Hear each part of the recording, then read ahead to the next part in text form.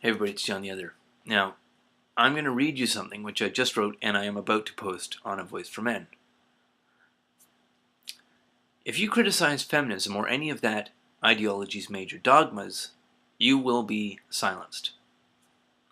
That appears to be the message conveyed by the recent campaign to co-opt Facebook's moderation policies. It is now against Facebook's community standards to criticize the religion of gender hatred and violence, the ideology which pretends to humanism, but which is even named by a contraction of an expression for sexually selective supremacism. Feminism. They give it away in the name. On the largest social networking site in the world, if you criticize feminism, you will be silenced. This is the work, obviously, of more than some small handful of ideologues on the fringe. This is the work of a major segment of public activist adherents to that ideology. Many individuals in the non-feminist public space have already objected to the imposition of censorship into their communications, their relationships, and their friendships, and their objections are justified and correct. Although some critics of social media have appropriately used the term anti-social media, it's also true that social media has become one of the significant environments in which people's relationships and friendships are maintained. Now, with the advent of overt censorship of any criticism of the popular ideology of gender, the adherents of that violent cult apparently want to do more than just silence any different point of view. The goal appears to be social isolation for anyone who dares to criticize their ideology.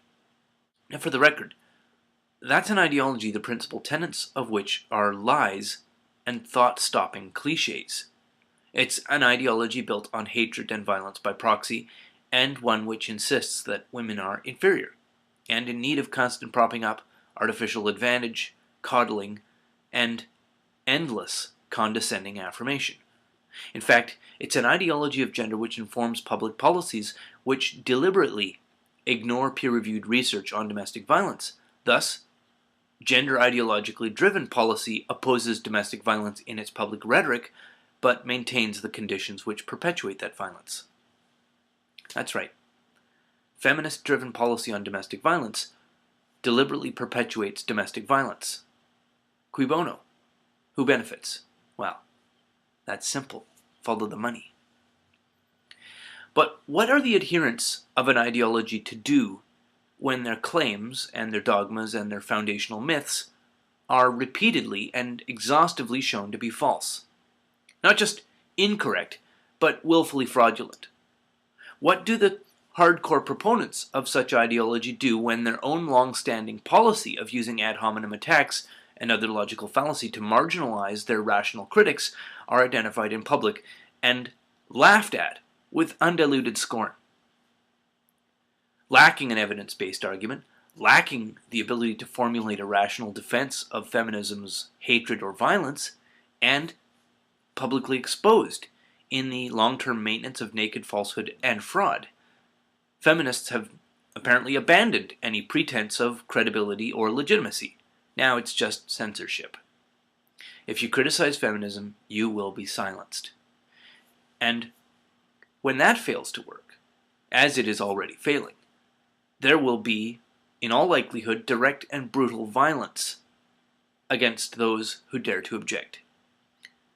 So for individuals with the integrity to oppose that cult of hatred and lies, feminism's only remaining options are enforced silencing and, very soon, I suspect, brutal violence. That's all the gender ideology of feminism has left. And that won't work either.